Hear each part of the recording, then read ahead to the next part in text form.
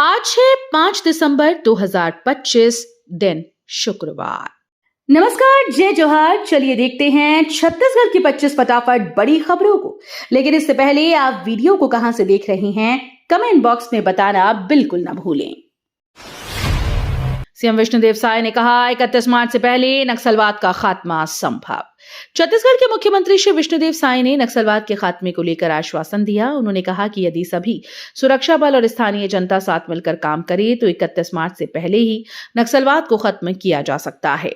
CM ने बलों की तत्परता, रणनीति और क्षेत्रीय सुरक्षा योजनाओं पर चर्चा की। साथ ही कहा कि राज्य सरकार और पुलिस फोर्स नक्सली समस्या को जड़ से मिटाने हेतु पूरी प्रतिबद्धता के साथ काम कर रही है। सीएम विष्णुदेव साय ने एचटीएलएस में धर्मांतरण पर कहा, सेवा करो सौदा नहीं।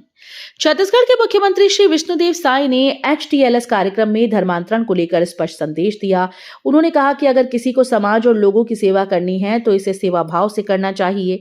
किसी प्रकार का राजनीतिक या व्यक्तिगत लाभ इसका उद्देश्य नहीं होना चाहिए। सीएम साय ने दो टूक शब्दों में कहा कि करना है तो सेवा करें, इसके नाम पर सौदा न करें। शासकीय आईटीआई में 22 अतिथि व्याख्याता के पदों के लिए आवेदन आमंत्रित। रायपुर जिले के शासकीय औद्योगिक प्रशिक्षण संस्थानों में प्रशिक्षण सत्र 2025-26 के लिए 22 अतिथि व्याख्याता की नियुक्ति की प्रक्रिया शुरू कर दी गई। नोडल संस्था आईटीआई सड्डू रायपुर ने इसके लिए पात्र आवेदकों से आवेदन मांगे हैं। इच्छुक उम्मीदवार 16 दिसंबर 2025 शाम 5:30 बजे तक अपने आवेदन केवल पंजीकृत डाक या स्पीड पोस्ट के माध्यम से भेज सकते हैं। सीएम विष्णुदेव साय ने बलौदाबाजार को 194 करोड़ रुपए के विकास कार्यों की सौगात दी। छत्तीसगढ़ के मुख्यमंत्री विष्णुदेव साय ने बलौदाबाजार में 194 करोड़ रुपए के विकास कार्यों का लोकार्पण और भूमि पूजन किया। सुहेला के दुर्गोत्सव मैदान में आयोजित कार्यक्रम में मुख्यमंत्री ने जिले के विकास और हितग्राहियों के लिए कई महत्वपूर्ण घोषणाएं की। उन्होंने कहा कि शासन की योजनाओं का लाभ सीधे लोगों तक पहुंच रहा है। सीएम विष्णुदेव साय बोले, आदिवासी समाज के उत्थान के लिए छत्तीसगढ़ सरकार प्रतिबद्ध। छत्तीसगढ़ के मुख्यमंत्री विष्णुदेव साय ने आदिवासी समाज के उत्थान पर जोर दिया। उन्होंने कहा कि सरकार उनकी सामाजिक और आर्थिक स्थिति सुधारने के लिए हर संभव कदम उठा रही है। शिक्षा, स्वास्थ्य, रोजगार के क्षेत्रों में विशेष योजनाओं को लागू किया जा रहा है।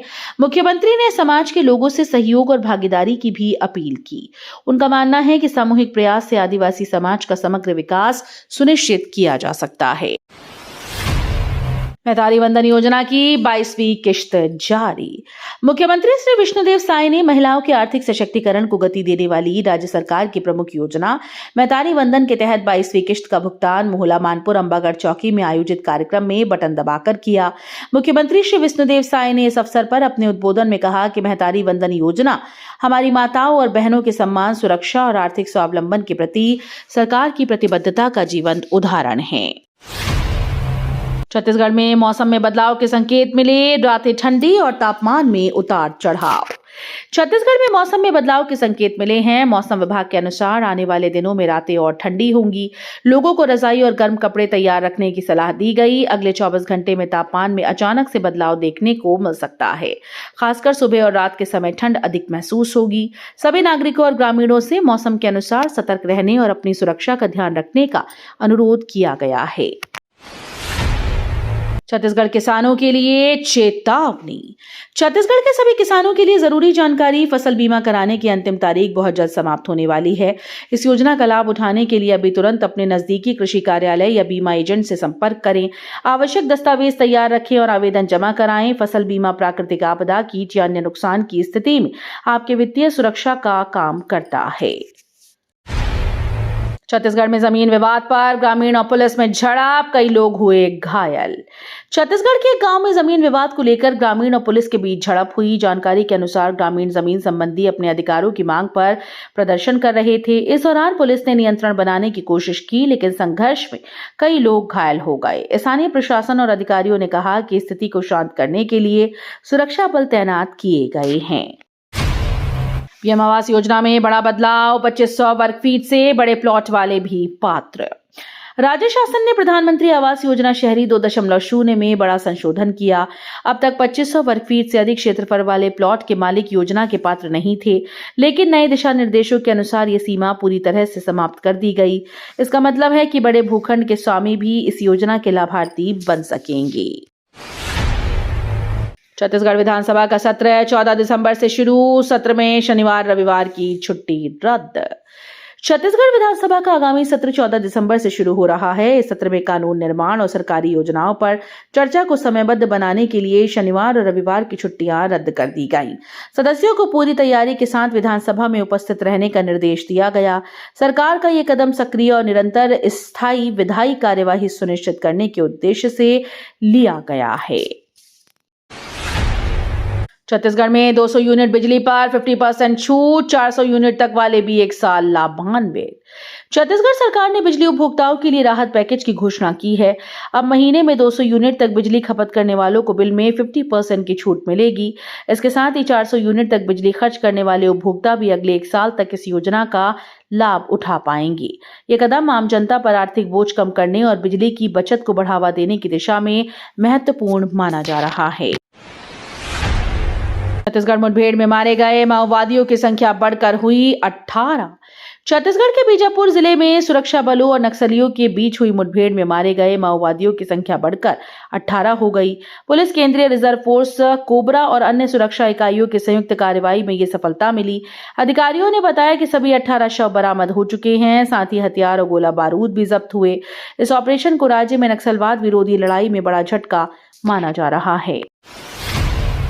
बिलासपुर में भोजन पर बुलाकर प्रार्थना सभा में मतांतरण प्रयास, 3 गिरफ्तार। बिलासपुर में एक विवादित घटना सामने आई। स्थानीय लोगों ने बताया कि कुछ व्यक्ति भोजन पर बुलाकर प्रार्थना सभा में धार्मिक मतांतरण का प्रयास कर रहे थे। सूचना मिलने पर हिंदू संगठनों के सदस्य मौके पर पहुंचे और हंगामा शुरू हो गया। स्थिति नियंत्रण में लाने के लिए पुलिस ने 3 आरोपियों को गिरफ्तार किया। पुलिस ने बताया कि जांच जारी है और धार्मिक सौहार्द बनाए रखने के लिए सतर्कता बढ़ा दी गई।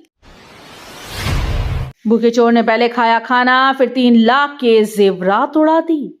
छत्तीसगढ़ में चोरी का एक अनोखा मामला सामने आया, जहां एक घर में घुसे चोर ने वारदात को अंजाम देने से पहले पेट पूजा की। फ्रिज और रसोई में रखा खाना चट करने के बाद वो 3 लाख के सोने चांदी के जेवरात लेकर फरार हो गया।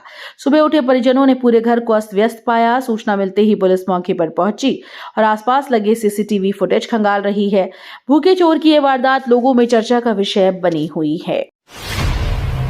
नारायणपुर में 3-3 किलो वजनी आईईडी बरामद, पुलिस ने मौके पर किया नष्ट। छत्तीसगढ़ के नारायणपुर जिले में सुरक्षा बलों ने बड़ी वारदात को टाल दिया। सर्च ऑपरेशन के दौरान पुलिस को जंगल इलाके से 3-3 किलो वजनी 2 आईईडी बरामद हुई। नक्सलियों के द्वारा सड़क और जवानों को निशाना बनाने के लिए इन्हें प्लांट किया गया था। बम डिफ्यूजल टीम ने मौके पर विस्फोटकों को सुरक्षित तरीके से नष्ट कर दिया। समय रहते मिली इस सफलता ने बड़ी दुर्घटना को रोक दिया और जवानों की सतर्कता ने क्षेत्र की सुरक्षा और मजबूत कर दी। छत्तीसगढ़ में लोहा कारोबारियों पर आईटी रेड, 50 ठिकानों पर एक्शन।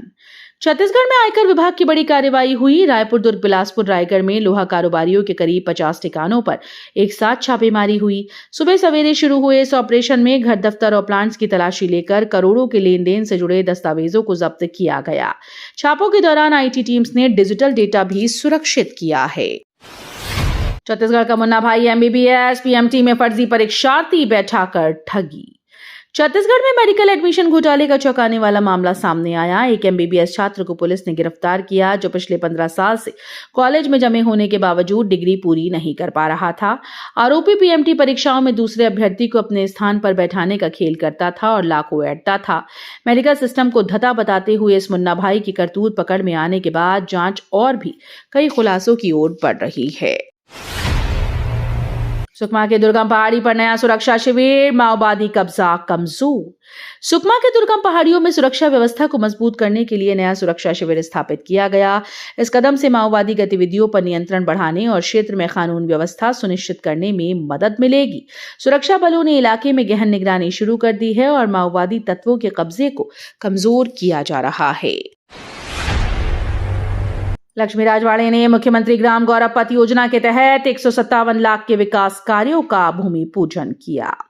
महिला और बाल विकास मंत्री श्रीमती लक्ष्मी राजवाड़े ने मुख्यमंत्री ग्राम गौरव पथ योजना के तहत सूरजपुर जिले के विभिन्न ग्रामों में आयोजित विकास कार्यों का भूमि पूजन किया। इस अवसर पर उन्होंने ग्रामीण अवसंरचना को मजबूत करने के लिए स्वीकृत कुल 157.34 लाख रुपए की लागत वाले निर्माण कार्यों की नींव रखी।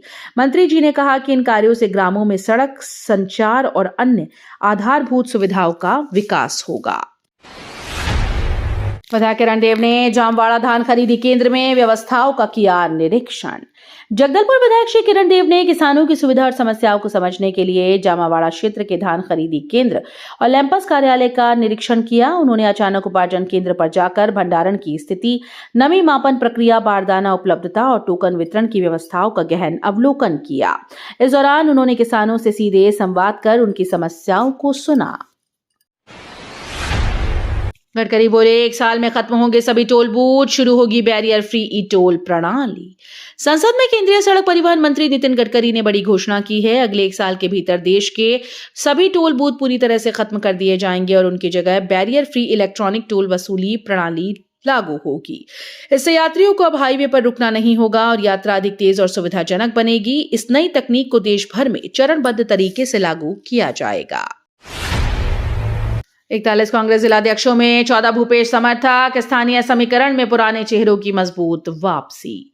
छत्तीसगढ़ कांग्रेस में नई तैनाती के साथ संगठन में खामोश खींचतान तेज हो गई। प्रदेश के 41 जिलाध्यक्षों की सूची में 14 नाम भूपेश बघेल कैंप के बताए जा रहे हैं। इसमें महंत और दीपक बैच की पसंद भी साफ झलकती है। स्थानीय समीकरण और जातीय बैलेंस को देखते हुए कई पुराने नेताओं को दोबारा मौका मिला है। वहीं देवेंद्र गुट का प्रभाव भी कुछ जिलों में दिखा है। गौरेला पेंड्रा मरवाही से अयोध्या के लिए 49 श्रद्धालुओं का जत्था रवाना। गौरेला पेंड्रा मरवाही जिले से अयोध्या धाम की ओर से 49 श्रद्धालुओं का जत्था हर्षोल्लास के साथ रवाना हुआ। राज्य सरकार की श्री रामलला दर्शन योजना के तहत ये यात्रा आयोजित की गई। कलेक्ट्रेट परिसर में जिला पंचायत सीईओ मुकेश रावटे, जनप्रतिनिधियों और गणमान्य नागरिकों ने ध्वज दिखाकर यात्रियों को बिलासपुर रेलवे स्टेशन तक विदा किया। साडा कन्या विद्यालय में बाल विवाह मुक्त भारत के लिए शपथ, जागरूकता अभियान शुरू। साडा कन्या विद्यालय में बाल विवाह मुक्त भारत के लिए बच्चों और शिक्षकों ने शपथ ली। ये 100 दिवसीय जागरूकता अभियान की जोरदार शुरुआत है, जिसका उद्देश्य समाज में बाल विवाह की कुप्रथा को रोकना और लड़कियों के अधिकारों के प्रति जागरूकता फैलाना है। स्कूल प्रशासन और स्थानीय अधिकारियों ने छात्रों को इस अभियान में सक्रिय भागीदारी की अपील की। कार्यक्रम में उपस्थित सभी ने इस नेक पहल का समर्थन किया। तो ये थी आज की बड़ी खबरें। अगर आपको न्यूज पसंद आई हो तो वीडियो को लाइक और शेयर करना बिल्कुल ना भूलें। धन्यवाद।